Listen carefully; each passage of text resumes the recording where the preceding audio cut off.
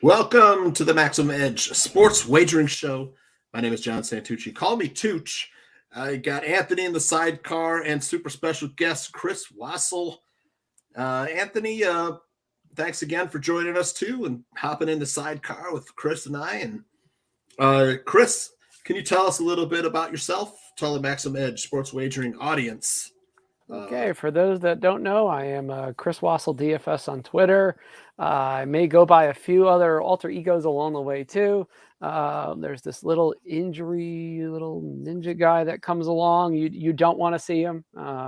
If you see little injury ninja on Twitter, and see a player attached to it, means your favorite team probably got a player hurt and very poorly.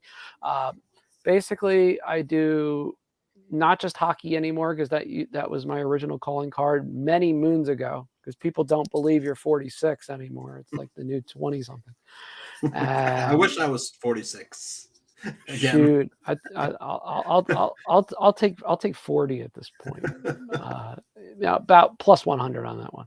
Now, basically what I did, unlike most people, was I started in one industry, went backwards, backed my way into a few others, then backed my way into, I always have to shout out Ryan Bonini of USA Today, just because without him, I would never have had the ability to go way outside my comfort zone and start doing college football, pro football, NBA, college basketball too. And he even let me do the aforementioned Australian rules football betting for one weekend, because it was so slow that there was nothing between the baseball postseason and the start of NBA and NHL. And he let me give it a shot, and it actually worked.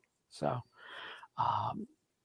besides that, I do daily fantasy, season-long fantasy, and to be perfectly honest, I do sports rumors too, ironically. Nice. So trade deadlines coming up for NHL.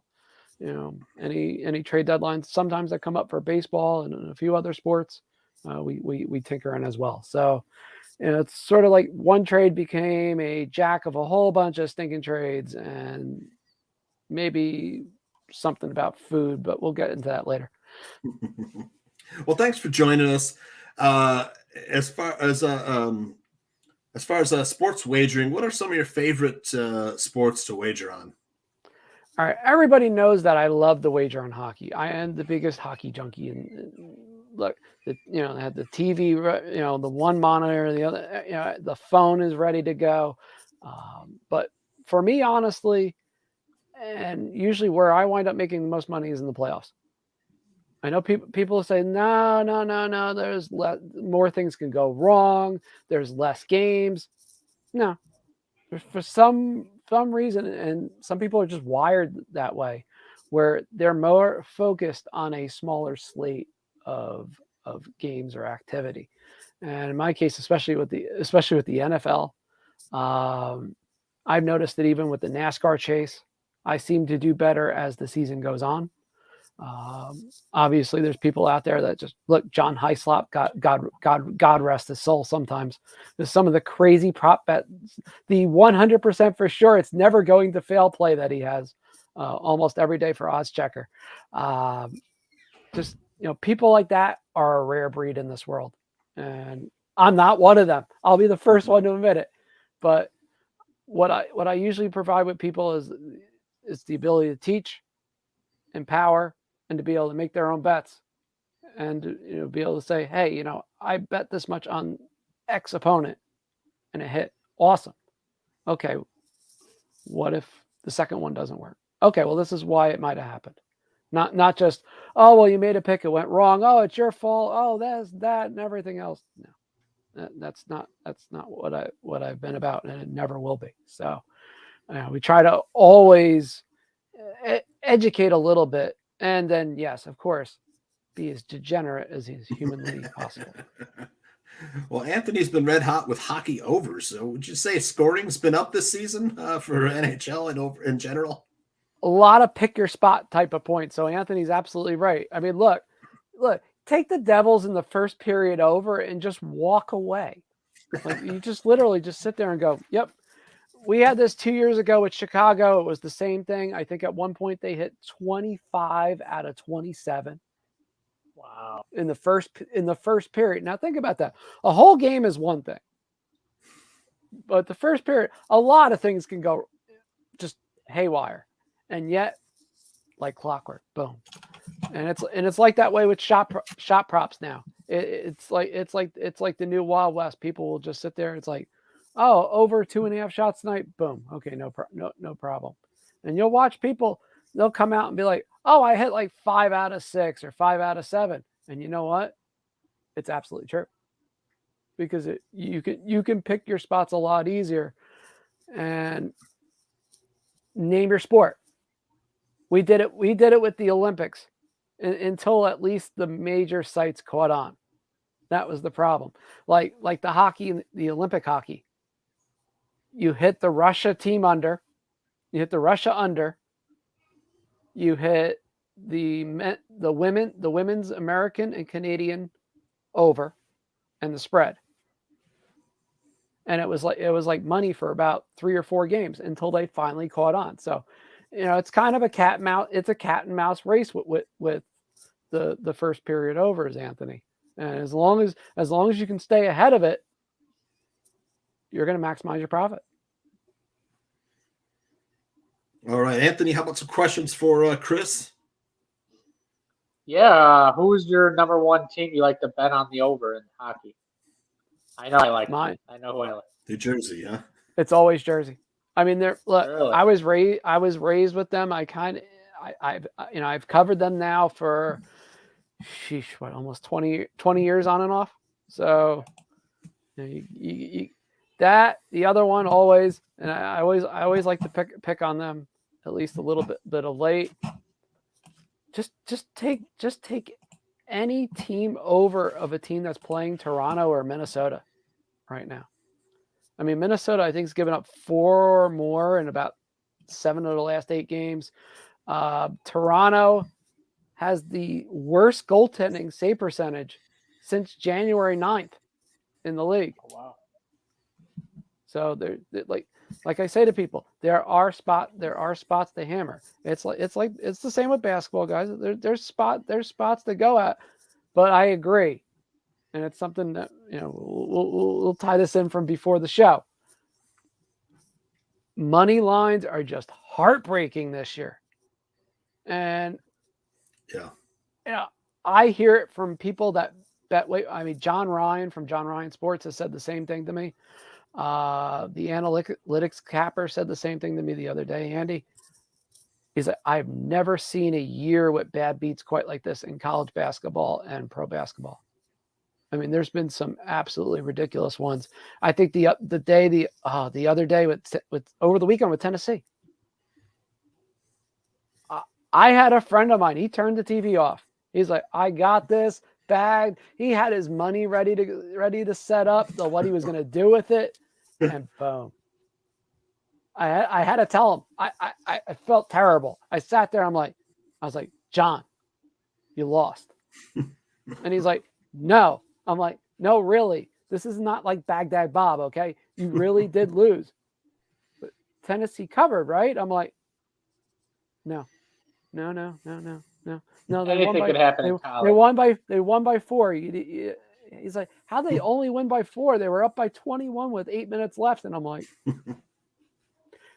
so fortunately, one of the guys down in Tennessee does like the real fast, like he can zoom in and out with video and like crunch it. I was like, here is how you lost in 5 minutes or less. And it's game action crunched into that 5-minute frame where they almost blew a 21-point lead. It just, I was like, look, I'm sorry. Out of character for Tennessee. That defense is so good in the Volunteers, but it's college basketball. Anything can happen. But this has been happening a ton all year, though. Yeah. I mean, look at. I point to people at this, even how bad the UConn ladies started out this year, and part of it was injury and COVID, but it still was just like they lost at home to a non-ranked team, and never in this economy, really. Just things like that where we've seen more anomalies in the last 2 years, and can't just really attribute it to COVID anymore, guys. Yeah. You really can't. Anthony, wasn't there just a bad beat with the last second layup game you were just talking to me George about? Washington last Wednesday. George Washington. We had the -7, and with like 10 seconds left, Duquesne just went right down the field, got a layup. They fouled George Washington. Thank God they got 2 free throws, but it didn't matter because Duquesne did the same thing. Went right up the court, easy layup, and then that was it. And they won by 5. That's And worse. I was like, come on, can you at least try to play some defense? Can you at least just put your arm up at least? I mean, you just let them run right by you. Just like, yeah, go ahead. It's all good. I mean, I'm Right. I like, think Loyola too last night. But Drake ended up covering. All right, no, didn't cover. covered. I mean, Loyola covered. right, Loyola covered it. Yeah, I mean, even the Drake and Loyola was up 1 with like 30 seconds left, and then Drake fouls 3 straight times after missing 2 baskets. And whoever had +5, that's a heartbreaker because, I mean, wow. I don't know how you don't cover the 5 in that one. Yeah. Another hockey over team has been the Blue Jackets, I think, this season, right? Columbus. Panthers. For overs in Florida. Panthers are a big one, averaging more than 4 goals a game. Colorado was for a while. Right. They've tailed off a little bit. But again, it's one of those things what you do, Colorado, is you just hope they're not playing Arizona, which for some bizarre reason. Yeah, every team Devils haven't beaten the Rangers in 8 straight. I mean, every team has some kind of opponent that they have this weird mental block against. And unfortunately because of COVID, everything gets magnified just that little bit more. And it starts playing in. Any early, if you were to look into your crystal ball, any thoughts on Stanley Cup matchups this year? I had my Stanley Cup matchup early in the season, and it looked really good for a while, and then somebody just flipped the script on me and said, no. So until Florida can prove it can get out of the first round of anything, and kind of goes the same for Toronto for that matter. God, I hate being boring with this, but I do think Tampa's coming out of the East again. Unless that's Anthony's team. Unless for some dumb reason the ghost of Christmas's Boston comes back to haunt him. I mean, that's about the only way. I mean, Boston's probably playing one of the best brands of hockey right now that nobody really is picking up on. And for the West, I would love this to happen just because it would not only be a replay of the 2004 final, but it would be a lot of fun too. I'd love to see Calgary manage to make it. They have the team to do it. They have the goaltending. They have the offense. They are 3 lines deep, guys. They are arguably what Tampa was 2 years ago. I mean, Tampa's done it with a lot of, I won't say smoke and mirrors, Anthony, but I'll say this with the utmost of respect. They have just found a way to do it. That's you can't say any more than that. They've found a way to do it. But to see Blake Coleman go up against Tampa, to see Johnny Gaudreau possibly, I mean, look, nobody knows what's going to happen in Calgary after this year. They have quite a few. Gaudreau will be a UFA. Matthew Tkachuk will be a UFA. They have a few players that are in this position where do we keep, do we trade? And this has been one giant audition for particularly Gaudreau. Is probably he might even lead the league in scoring when all is said and done this year. If he keeps going on the hot streak he's on, he's going to come darn close. So it'll be interesting to see. I think he has 71 points in 53 or 54 games now. And he's been averaging almost 1.5 points over the last 2 months. So a little ways to go, but still it's the idea of right now, NHL wise, those are the 2 teams right now that are pretty much playing the best. It doesn't mean they will become the playoffs, but they both have a style that is successful in the playoffs. And one more thing, Anthony. There needs to be a John Cooper prop on ejections. just because he's had 2 in the last 2+ years now. Yeah, you got that right. That is true. I mean, You piss him off, you did something wrong. It was the Yep. I mean, right. I used to try to do it in press conferences after Devils Lightning games, and the one first round matchup, I tried. I mean, and it wasn't just me; it was about 3 or 4 other beat guys, and he just was like, even afterwards, he kind of pulled me aside, and he's like, "Damn, you're good." He's like, "You're really good." He's like, "I'll be perfectly honest with you. I was completely irate with you. I was ready to come over that podium." And I'm like, "Then you would have had a problem." I was like, "You might have had a problem then. It would have been interesting." And he's like, "Yeah, I think you're right." I was like, "I think you're wired a little south of sanity like I am." Well, tonight, Battle of Alberta, Edmonton at Calgary. And of course, the Kings are in town in Boston at the Bruins. Any thoughts on those games? I know they're also Toronto, Columbus, that over-under set at 7. They're almost begging you to take the over there. Seven's so high. Seven's high. Seven's definitely high. Yeah. But look, I'm not going to lie. That's one where you kind of just sit there and pivot and go, well, all right, well, which team looks worse, and then come back down to the team over, and try to hit that way. It's a little bit different. It's a little riskier sometimes on the surface, but it's actually ultimately a safer bet. If you can get a good number. If you can't get a good number, then you probably pivot off completely at this point, just because of if it's 7.5, forget it. Then you're hitting the under, because that happened earlier in the year with Florida and Columbus, and it didn't even come close. Suddenly, goaltenders decided, hey, we want to show up. Yeah, I remember that. Yeah, they ended at like 5 goals. I think we were on the over on that one. We were on it. Yeah, 3-2 final score. Yeah, I mean, I point that out to people every so often, and they get really angry. And I'm like, look, I was like, it's like old ancient history. I was like, just watch the old Battle of Pennsylvania playoff game sometime, and go, okay, hit that. And I was like, all right, there's the over, there's an over, there's an over, there's an over. Game 5 came out, was at 8.5 at first. It came back to 8. There were people still betting the over, and I'm just like, no, absolutely not. It's not even coming close. If you can get 6.5, if you can get 6, you get 6 at a push, go for it. Like, why? I was like, this is going to be the one game where they actually somewhat, because it's a game 5, I was like, they're going to try and play some semblance of defense because the series is tied at 2. Same thing happened. 3-2. Daryl Sutter said it once. It's a 3-2 league, damn it. And he was right. But LA Boston guys, look, I mean, tonight this comes down real simple. I mean, LA is that feel-good story that just keeps not going away. Boston, well, for a lack of a better, using a bad Aerosmith reference or 3, is the train that kept it rolling. They find they're finding ways to win. And look, Patrice Bergeron is not the same player he once was. It don't matter.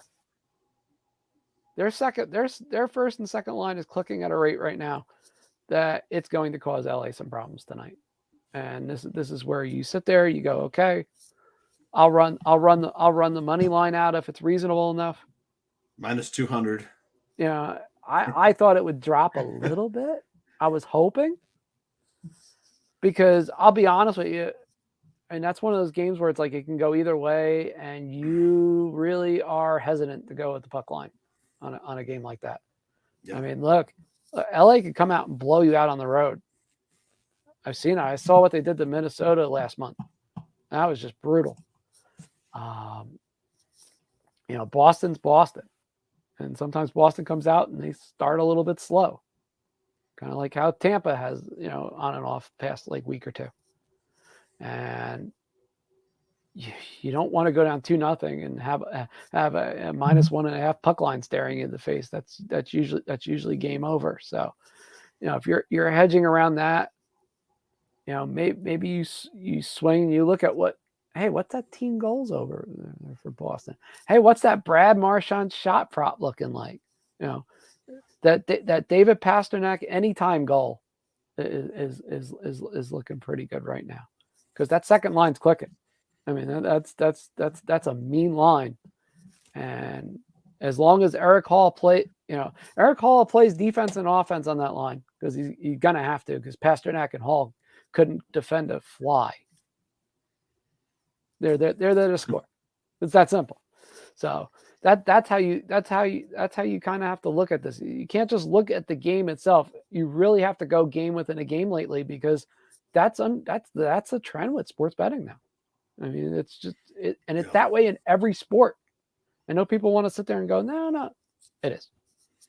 Yeah, it is. People love to do their same game parlays and get the touchdown prop, or anytime touchdown, or anytime goal scorer. And it's made mobile sports wagering so popular. I know you're one of your favorites is hockey prop betting. Are you still giving out or doing some hockey prop betting? As always, look, I enjoy it. I always do. Like I've said to people, is like, tomorrow night, I'll do the special teaser preview. Whatever they set for Jack Hughes points tomorrow, hammer it. Just hammer it. Just freaking hammer it. I mean, it's going to be a lot of fun tomorrow. Obviously, New Jersey plays Colorado. Colorado is, just one of those teams, I mean, where they can put up a bunch of goals in no time flat, but their goaltending is kind of like Toronto's at times, where it gets faulty. I mean, there's no denying it. And you can hammer back on that. You can hammer back on like a player like Damon Severson. He'll probably be over 1.5 shots. It'll probably be set low. Hughes will probably be 2.5 or so, I'm thinking. And then for fun, Jesper Bratt anytime goal, just because he hasn't scored in a couple games. He's usually due. He's one of the fastest players in the league that nobody knows about, and unlike most players, can convert a breakaway without whiffing on it. But like I said to you guys, things like that where it's like, okay, yeah, my pick, by the way, is the Colorado money line. If it stays, it's got to stay under a certain amount. You're gonna see it swing tomorrow at some point. Be patient. Basically, all they're doing, guys, is waiting to see which Jersey goaltender starts. That's the news that they're waiting on. So, Colorado is at the Islanders tonight. They're at the Islanders tonight. So back-to-back tomorrow. And you're going to see that a lot with the NHL in March and April. This weekend coming up is the second weekend in a row where you see 8+ games on a Saturday and 8+ games on a Sunday. This weekend is 10 and 10. So you're going to have 10+ games Thursday, 10+ games Saturday, 10+ games Sunday. You have at least 5 or 6 teams alone that play 3 games in 4 nights. 3 of them all on the road. 2 of those 3 are what we like to call, they're playing getaway games, which means that next game after a long road trip is at home. They are checked out of the hotel, the location, it doesn't matter. Those are ones that we'll have hopefully closer to the weekend where you can just absolutely just hit everything on. Well, Anthony and I are taking notes here as we go through this. Anthony, any last questions? We give away a free play in a few seconds here for Chris. I think you're on mute. Yeah, you pretty much covered everything. I know, we're taking notes here. All right, let's give away a free play. Here we go.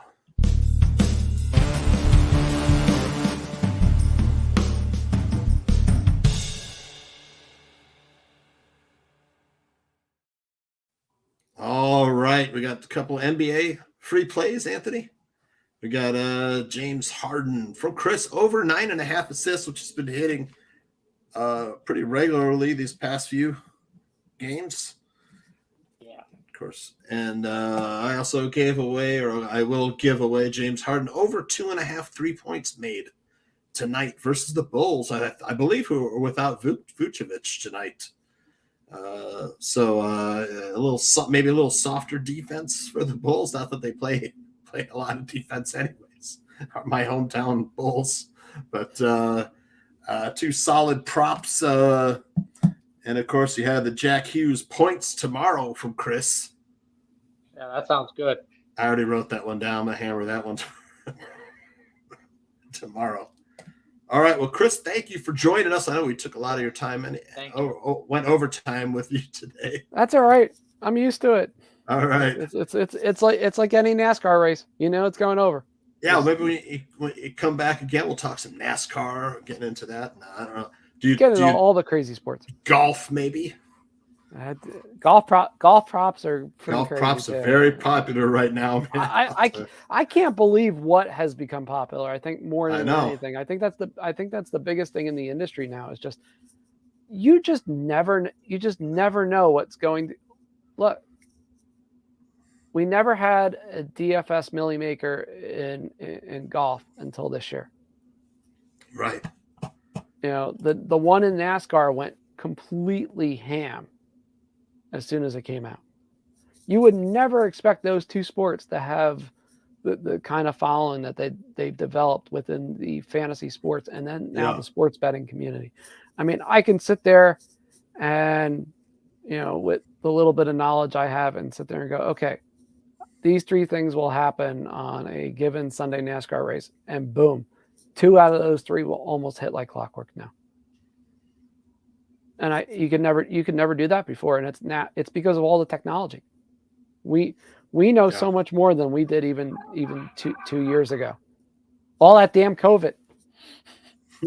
I wish I was kidding. Everybody has so much time to like study everything now. It's like, oh, okay, here we go. Exactly. You know, it's like we got. It's not so much that we got smarter. We just had nothing else to do.